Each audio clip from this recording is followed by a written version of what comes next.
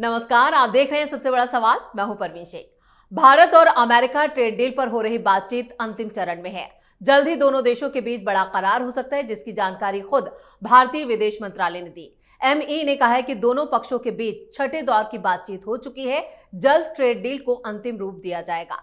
भारत और अमेरिका बातचीत के बीच डोनाल्ड ट्रंप ने एक बार फिर पीएम मोदी की तारीफ की। उन्होंने कहा कि वो भारत और प्रधानमंत्री मोदी के बेहद करीब हैं। भारत पर अमेरिका की तरफ से 50% टैरिफ लगाए जाने के 40 दिन बाद मोदी और ट्रंप के बीच ये पहली बातचीत थी और अब भारत और अमेरिका के रिश्ते फिर से पटरी पर लौट रहे हैं। इस बीच ट्रेड डील पर भी जल्द साइन होने वाले हैं, जिस पर खुद भारत ने मोहर लगा दी है। अब सबसे बड़ा सवाल यह है कि क्या अब 50% टैरिफ से भारत को राहत मिलने वाली है? ट्रेड डील की शर्तें क्या होंगी? इस पर चर्चा के लिए स्टूडियो मौजूद हैं कैपिटल टीवी के executive editor Rajeev Kumar. Sir, आपका बहुत बहुत स्वागत है। धन्यवाद। राजीव सर, जो दोनों देशों के बीच अब बातचीत हो रही है अमेरिका और भारत के बीच, और इस बीच विदेश मंत्रालय का जो बयान आया है, उससे क्या समझा जाए? देखिए, ये राहत भारत के लिए नहीं है, ये राहत अमेरिका के लिए भी है। ये डोनाल्ड ट्रंप और अमेरिका का मकसद क्या था? टैरिफ लगाने का और एक्स्ट्रा टैरिफ लगाने का, जो पनिशमेंट देने की कोशिश किया। पहले 25% टैरिफ लगाया, जो पूरे दुनिया में अलग अलग देशों के खिलाफ लगाया था। वो तो अलग अलग देशों से व्यापार के आधार पर लगाया गया था। 171 के करीब देश थे जहां से अमेरिका के व्यापार चलता है, और जो ट्रेड बैलेंस है उसके आधार पर उसने अपने तरीके से एक ट्रेड कमेटी बनाई थी और ये ऑब्जर्व किया कि किन देशों के साथ व्यापार में कौन कौन से हमारे सामान गुड्स रिस्ट्रिक्टेड हैं और किन की पहुंच कितनी हो सकती है, और अगर उस देश के मार्केट में हमारे कुछ प्रोडक्ट को रिस्ट्रिक्ट करके रखा है तो उसके खिलाफ हम उनके प्रोडक्ट के ऊपर टैरिफ लगाएं। ये एक जस्टिफाइड था कि सारे देशों के खिलाफ लगाया जा रहा है, चाहे वो मित्र देश हो या शत्रु देश हो। पाकिस्तान जैसे देश जिसके अर्थव्यवस्था टूटी हुई है, उसके खिलाफ भी 19% का टैरिफ लगाया गया जी, और भारत के पर भी 25% का टैरिफ लगाया गया। इससे कोई समस्या नहीं थी, ये ऐसी स्थितियां नहीं थी जिसके कारण भारत और अमेरिका के बीच के संबंध बेकार हो जाए, टूट जाए, खराब हो जाए। और उस बीच ये बात चल रही थी कि 25% अभी टैरिफ लगा रहे हैं और उसके बाद क्या करेंगे? उसके बाद ट्रेड नेगोशिएटर आएंगे और नेगोशिएशन होगा। भारत की टीम भी गई थी और 25 अगस्त को आने वाली थी भारत में अमेरिका की टीम। 27 अगस्त से इन लोगों ने एक्स्ट्रा टैरिफ लागू कर दिया 25% कि रूस के साथ वाइल्ड ट्रेड जो चल रहा है, तेल का कारोबार जो भारत कर रहा है, उसके खिलाफ हम एक पनिशमेंट टैरिफ लगाते हैं और वो भी 25%। अब उसका मकसद क्या था? अमेरिका का या फिर डोनाल्ड ट्रंप के नेतृत्व में उसकी टीम का यह मकसद, पहला मकसद यही था कि भारत और अमेरिका के बीच संबंध बहुत अच्छे हैं, लेकिन पूरी दुनिया को यह दिखना चाहिए कि भारत और अमेरिका के बीच के संबंध में बड़े स्तर पर बड़ा भाई कौन है, छोटा भाई कौन है, यानी कि मजबूत कौन है, कमजोर कौन है। और जब तक यह साबित नहीं होगा, भारत और अमेरिका को एक ही तराजू पर पूरी दुनिया रखेगी। इसीलिए एक बार, दशकों से चल रहा है संबंध, उसमें एक बार भारत को एक संदेश देना है कि तुम हमारे सामने झुको, नेगोशिएट करो, तुम ये साबित करो कि नहीं नहीं, अमेरिका के सामने हम गुहार लगा रहे हैं, क्योंकि भारत और अमेरिका के बीच ये टैरिफ का जो खेल चल रहा है उसमें भारत प्रभावित हुआ है, भारत में बेरोजगारी बढ़ने वाली है, इसकी अर्थव्यवस्था टूट जाएगी, जो डोनाल्ड ट्रंप ने डेड इकोनॉमी कहा भारत की अर्थव्यवस्था को। तो वहीं से रस्साकसी का खेल शुरू हुआ और अमेरिका का पहला मकसद यही था कि किसी तरह से भारत को झुकाए। अब वो मकसद तो धराशायी हो गया जी। जैसे ही प्रधानमंत्री मोदी ने कमान संभाली, अपनी टीम की बैठक बुलाई और बोला कि भाई पहले हम अपने ट्रेड को लेकर एक आधार तैयार करें कि क्या अमेरिका हमारे खिलाफ या फिर पूरी दुनिया के खिलाफ, जहां भी चाहे पूरी दुनिया के अर्थव्यवस्था में अमेरिका ही एक ऐसा देश है जो अस्थिरता पैदा कर सकता है। तो उसके बाद हम लोगों ने ब्रिक्स से बातचीत शुरू की, ब्राजील और भारत एक प्लेटफॉर्म पर आया जी। उसके साथ चीन और रूस से भी बातचीत हुई। रूस तो हमारा पार्टनर है ही, लेकिन चीन को भी साथ लाने की कोशिश की गई कि नहीं नहीं, आर्थिक मामलों में हम एक साथ आगे बढ़ सकते हैं, क्योंकि अभी जो हम लोगों का कॉमन शत्रु है वो है अमेरिका, जो पूरी दुनिया में ये दिखाने की कोशिश कर रहा है कि हम जो चाहेंगे पूरी दुनिया में वही चलेगा, हमारा ही चलेगा। इन लोगों ने पहले से जो लंबे समय से ट्रेड में डॉलर की वर्चस्व बनाया है, उस डॉलर के वर्चस्व को भी तोड़ना है। और अमेरिका को ये पता है कि भारत उसके डॉलर के वर्चस्व को भी तोड़ सकता है। तो जैसे ही ब्रिक्स की बैठक हुई और ब्राजील, रसिया, इंडिया, चाइना, इन लोगों ने एक नया तरीका अपनाया कि भाई हम लोग एक दूसरे के साथ व्यापार अपने करेंसी में कर सकते हैं। ये डॉलर के वर्चस्व के खिलाफ पहली बात थी। अमेरिका हिल गया कि अगर ये ट्रेड डॉलर में नहीं होगा, अपनी करेंसी में होगा, तो डॉलर नीचे गिरना शुरू हो जाएगा। इसलिए पहला झटका उसको लगा और वो थोड़े दिन के लिए फिर से बौखलाहट में आया, क्योंकि पहले गुस्सा किया जाता है, फिर से दबाने की कोशिश, और भारत के ऊपर एक के बाद एक हमले किए गए। इसमें इसका ट्रेड एडवाइजर बड़ी भूमिका में था, पीटर बनारो। उसने भारत के खिलाफ एक के बाद एक हमले किए कि नहीं, भारत ही है जो रूस की फंडिंग कर रहा है, भारत वार फंडिंग कर रहा है, भारत और रूस मिलकर यूक्रेन पर हमला कर रहा है। उसने रूस के युद्ध को मोदी का युद्ध भी बता दिया कि मोदी हमला कर रहा है, ये मोदी का युद्ध है, रूस यूक्रेन युद्ध नहीं है, ये मोदी का युद्ध है। रूस को पैसा देता है भारत और उसी पैसे से वो हथियार का इस्तेमाल करता है।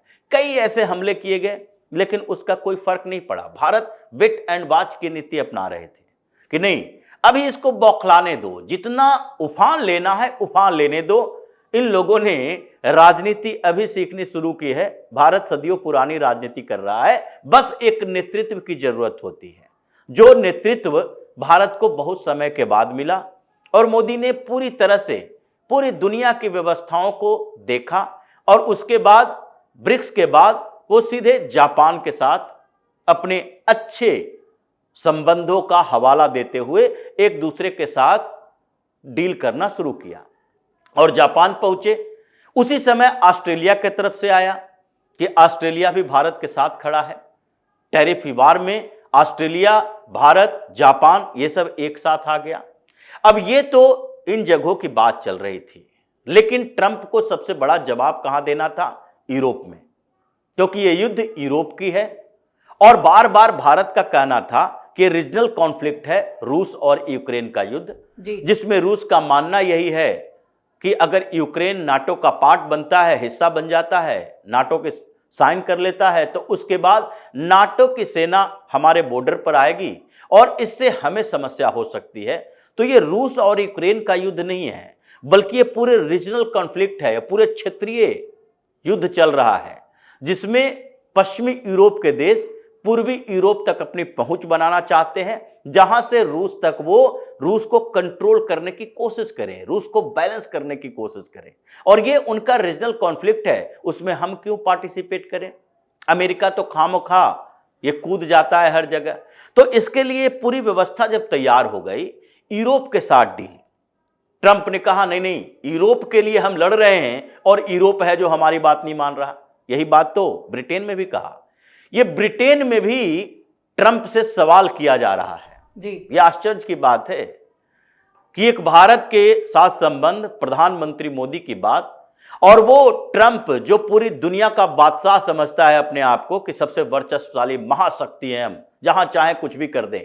और अमेरिका का राष्ट्रपति अभी जब भी प्रेस कॉन्फ्रेंस अमेरिका में करता है तो एक सवाल उठता है उससे कि भारत के साथ आपके कैसे संबंध बदल रहे हैं, और उस पर उसको जवाब देना पड़ता है कि भारत के साथ बेहतर संबंध हैं, मोदी हमारे दोस्त हैं। और ये अभी ब्रिटेन गया हुआ है, वहां के प्रधानमंत्री स्टीमर के साथ बातचीत हो रही है जी।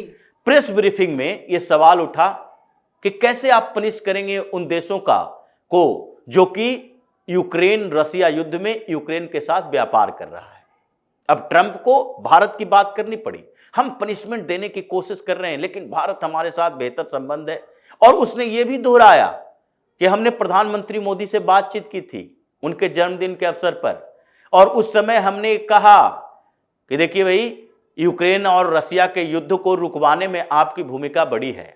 ये पहली बात तो यही है कि अमेरिका ये साबित करने में नाकाम हो गया कि हम भारत को झुका सकते हैं। हम दोनों के बीच जो दोस्ती है वो बराबरी की दोस्ती नहीं है, ये साबित करना चाहता था, और वो उसमें पिछड़ गया कि नहीं, ये दोस्ती बराबरी की है। अगर दोस्ती बराबरी की नहीं रहेगी तो भारत और अमेरिका का संबंध नहीं रहेगा। भारत ने ठान लिया है कि हम अमेरिका के पीछे पीछे नहीं चलेंगे, तो वो साबित करने में वो नाकाम हो गया। दूसरी बात उसको ये था कि अगर अमेरिका टैरिफ लगा रहा है तो उससे भारत की अर्थव्यवस्था टूट जाएगी जी। भारत हमारे पास आएगा उसके बाद। लेकिन भारत ने अर्थव्यवस्था की मजबूती दिखाई। रिपोर्ट आई 6.7% ग्रोथ रेट, और उसके बाद अगस्त का डाटा आया, उसमें देखा गया कि टैरिफ 50% लगाने के बाद, हालांकि 27 अगस्त को लगाए गए थे, लेकिन उस बीच परेशानियां चल रही थी। 25 अगस्त से पहले से परेशानी चल रही थी, व्यापार कमजोर हो रहे थे। उसके बावजूद भी हमारा ट्रेड नीचे नहीं गया। आंकड़े वो भी देख रहा है। दूसरा अमेरिका के आंकड़े आए और उसमें बेरोजगारी बढ़ती हुई दिखाई पड़ी। वहां पर ये सवाल उठ रहे थे कि भारत के साथ ट्रेड कमजोर होने से अमेरिका की परेशानी बढ़ी है। भले ही आप टैरिफ से अपना खजाना थोड़ा बढ़ लो, वो थोड़ा 1-2 मिलियन डॉलर, ट्रिलियन डॉलर ये इकट्ठा कर लोगे, लेकिन उसको खर्च कहां करोगे? अमेरिका के लोगों पर तो पहले ही वो कर्ज से दबा हुआ है। तो ये परेशानियां अमेरिका को थी। लेकिन ये सिर्फ व्यापारिक युद्ध नहीं था, ट्रेड वार नहीं था, जैसा ट्रेड वार अमेरिका और चाइना के बीच चलता है। ये दोनों की दोस्ती के एक पड़े को देखने के चैलेंज था कि नहीं नहीं, हम दोनों दोस्त तो हैं, लेकिन भारत नीचे है, हम ऊपर है। जैसे पॉलिटिकल पार्टियों के बीच हिंदुस्तान में भी होता है। अगर एनडीए के गठबंधन सहयोगी हैं तो वो लोग ये सोचते हैं कि भाई बड़ी पार्टी है भारतीय जनता पार्टी, तो हम उसके नीचे हैं। लेकिन अगर गठबंधन वैसी पार्टियों से होता है जैसे कि कांग्रेस और राजद में गठबंधन होगा, तो वहां पर कांग्रेस ये नहीं कह सकती बिहार के अंदर कि नहीं नहीं, हम तो राष्ट्रीय पार्टी हैं तो हम तुम्हारे ऊपर रहेंगे। तो ये बैलेंस बना रहना चाहिए। तो ये जो भूमिका बांध रहा था ट्रंप, उसमें तो वो पिछड़ गया। दूसरी बात, पूरी दुनिया में ये बात चली और प्रधानमंत्री मोदी जो 3-4 देशों का दौरा किए, अलग अलग प्लेटफॉर्म पर गए और अंतर्राष्ट्रीय व्यवस्थाएं बदली, वर्ल्ड ऑर्डर बदला, और पूरी दुनिया से मोदी को भारत के समर्थन में आवाज उठने लगी। भारत के समर्थन में ऑस्ट्रेलिया बोल रहा है, पेनी वोंग जो वहां के विदेश मंत्री है उन्होंने बोला, जापान की तरफ से बोला गया, अफ्रीका के कई देश बोले, साउथ अमेरिका की तरफ से ये बात की गई भारत के पक्ष में, अमेरिका के विरोध में, और साथ ही रूस तो उसका दुश्मन है ही, भारत का समर्थक है ही। लेकिन भारत और चीन के बीच की बात जो हुई कि दोनों के बीच डील चल रहा है, अच्छे संबंध बन रहे हैं, ये अमेरिका के लिए और सिरदर्द।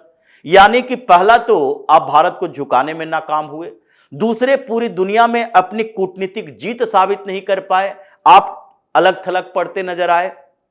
मिडिल ईस्ट में भी अलग थलग पड़े, अफ्रीका में भी पड़े, साउथ अमेरिका में भी पड़े, और एशिया के क्षेत्र में पाकिस्तान के अलावा कोई आपको पूछ नहीं रहा। ऐसे ही ईरान से पहले से चल रहा था, चीन से आपकी दुश्मनी पहले से है, रूस आपका दुश्मन है ही। तो अमेरिका में यह बात चलने लगी कि भारत ही तो एक देश है महाशक्तियों में से जिसके साथ हम डील कर सकते थे। तो ये दूसरी हार उसकी हुई। और तीसरी बात जो सबसे महत्वपूर्ण रही कि ये ट्रंप बार बार जो जिक्र कर रहा है कि हम जिसके लिए लड़ रहे हैं वो तो हमारा सहयोग नहीं कर रहा, और वो है यूरोप। जैसे ब्रिटेन के साथ ये बात क्यों करनी पड़ी?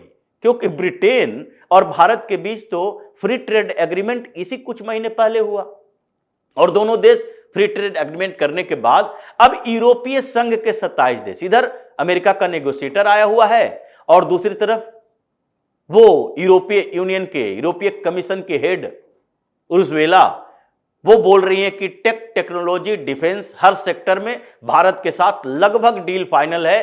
फ्री ट्रेड एग्रीमेंट अगले 4 से 5 महीनों में होगा, और ये दुनिया का सबसे बड़ा फ्री ट्रेड एग्रीमेंट होगा। क्योंकि एक तरफ भारत जैसा विशाल अर्थव्यवस्था वाला देश जहां ए लॉट ऑफ अपॉर्चुनिटी है, और दूसरी तरफ यूरोप नहीं, यूरोपीय संघ एक देश की बात नहीं है, ये यूरोप के 27 देश एक बार भारत के साथ फ्री ट्रेड एग्रीमेंट करने वाले हैं। अब ट्रंप जो बार बार कह रहा था यूरोप तेल न खरीदे, यूरोप तेल न खरीदे, भारत से तेल मत खरीदो, भारत को शिपमेंट कंपनियों के साथ डील मत करो, भारत के साथ व्यापार मत करो, उसके ऊपर टैरिफ लगाओ, यूरोप भी भारत के साथ, तो अमेरिका कहां बचा?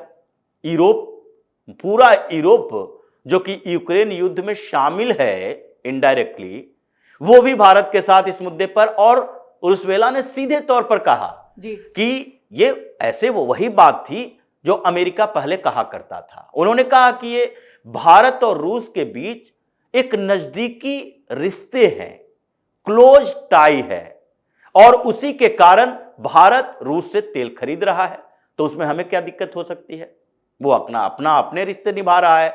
यही बात अमेरिका पहले कहा करता था। ये 3 साल से यूक्रेन वार चल रहा है, 3 साल पहले से तुम सोए हुए थे जो आज भारत के खिलाफ ये कार्रवाई कर रहे हो। ये तो इन लोगों की समझ थी कि नहीं, अभी पाकिस्तान के खिलाफ भारत ने इतना बड़ा हमला कर दिया, पाकिस्तान को घर में घुस के मारा, दुनिया के सारे देश, इजराइल तक है जो भारत के तरफ देख रहा है, अभी रूस जो कि यूक्रेन पर हमला पर हमला किया जा रहा है, रूस और भारत के साथ संबंध बेहतर है, तो पूरी दुनिया में जो अमेरिका का वर्चस्व है उसको चैलेंज कर रहा है भारत, और उसको खत्म करना है। तो ये सारे एजेंडे जब फेल हो गए, लगने लगा कि हम चले थे भारत को झुकाने और हम ही बैकफुट पर आ गए हैं, तो क्या फायदा? फिर एक सप्ताह के अंदर ही, ये जो पिछले एक सप्ताह 10 दिन हुआ होगा, 3 से 4 बार ट्रंप ने नाम लिया मोदी का, करीबी सहयोगी का, और फिर उसके बाद फटाफट वहां से नेगोशिएटर की टीम भेजा, यहां नेगोशिएशन चल रहे हैं।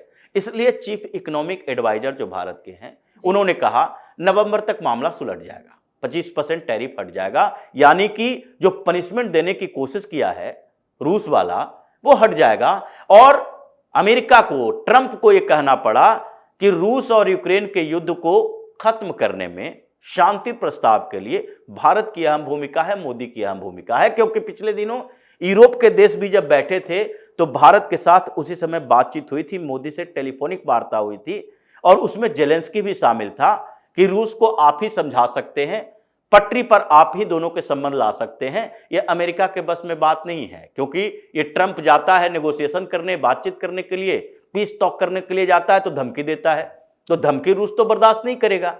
तो इसलिए ये भूमिकाएं बदली है, जिसके कारण अमेरिका को मजबूर होना पड़ा, और अब ये टैरिफ हटाना उसकी मजबूरी है, उसके लिए एक सम्मानजनक रास्ता ढूंढ रहा है। ऐसा नहीं है कि भारत की मजबूरी है कि भारत को राहत मिल जाएगी। भारत अपनी राहत की व्यवस्था कर चुका है कि हम कैसे कैसे कहां कहां ट्रेड करेंगे, और आगे भी अमेरिका पर अब भरोसा नहीं है। ये 25% टैरिफ हटाए, 50% टैरिफ हटाए, लेकिन भारत ने मार्केट का पूरी तरह से मुआयना कर लिया है, और यूरोपीय यूनियन के साथ जैसे ही फ्री ट्रेड डील साइन होती है, उसके बाद भारत इस पूरे मार्केट को किसी तरीके से यूज करने की कोशिश करेगा, और अमेरिका के साथ ये जो बढ़ते व्यापार हैं, डिफेंस तक ठीक है, डिफेंस में भी ऐसे फ्रांस के साथ, जर्मनी के साथ डिफेंस डील हमारा बेहतर है। अमेरिका इसलिए भी परेशान था कि हमारा फाइटर जेट के बदले राफेल खरीद रहा है, हमारा थार्ड के बदले S-400 खरीद रहा है। तो ये पूरी स्थितियां जो बदली है, उसमें अमेरिका घुटने पर आया है, और अब 1 दशक तक, कम से कम 10 साल तक अगला, अमेरिका को यह सोचने पर मजबूर होना पड़ेगा कि भारत के खिलाफ कार्रवाई करें तो फिर आगे किस तरह से हम यू टर्न लें, या भारत के खिलाफ कार्रवाई करने की उसकी क्षमता है कि नहीं। ये इस टैरिफ वार में यही सामने दिखा है, और ये 10%, 20%, 25% तो आता जाता रहेगा, लेकिन ये दुनिया भर में भारत की सबसे बड़ी कूटनीतिक जीत है कि अमेरिका को घुटने पर बिठाया, और ट्रंप को अपनी औकात का पता चला कि इतने सालों से, ये 2-4 साल की बात नहीं है, ये कम से कम 70 सालों से, कोल्ड वार के समय वो वर्चस्व में रहा, कोल्ड वार के बाद वर्चस्व में रहा, कोल्ड वार में उसकी जीत हुई, क्यों? क्योंकि यूएसएसआर का विघटन हुआ, रूस अकेले पड़ गया। लेकिन इस बार पहली बार उसकी ऐसी हार हुई है, कूटनीतिक हार हुई है, कि अमेरिका अभी मुंह दिखाने के लायक नहीं है ट्रंप, जब तक कि सम्मानजनक तरीके से भारत से संधि नहीं कर लेता है। यही वजह है कि आज ट्रंप हर देश में जहां भी जाता है, व्हाइट हाउस में भी प्रेस ब्रीफिंग करता है तो एक बार भारत की बात होती है और मोदी के करीबी होने का वो बार बार जिक्र करता है। राजीव सर, इस तमाम जानकारी के लिए और सटीक विश्लेषण के लिए आपका बहुत बहुत धन्यवाद। धन्यवाद। तो अमेरिका की तरफ से भारत पर लगाए गए 50% टैरिफ लगाने के बाद ट्रंप घुटनों पर हैं और इससे वो पीछे हटते भी नजर आ रहे हैं। रूसी तेल खरीद पर ट्रंप की तरफ से लगाया गया एक्स्ट्रा 25% टैरिफ भी हटाया जा सकता है। यहां तक कि 25% के रेसिप्रोकल टैरिफ पे भी कटौती हो सकती है। ये बातें देश के चीफ इकोनॉमिक एडवाइजर वी अनंत नागेश्वर ने कही हैं, जिससे साफ है कि भारत की शर्तों पर अमेरिका डील डन करने के लिए तैयार है। साथ ही साथ ट्रंप भी पूरी तरह से घुटनों पर आ चुके हैं। इस खास शो में इतना ही। वीडियो कैसा लगा कमेंट करके अपनी राय जरूर दें। वीडियो को लाइक करें, शेयर करें और कैपिटल टीवी को सब्सक्राइब जरूर करें। धन्यवाद।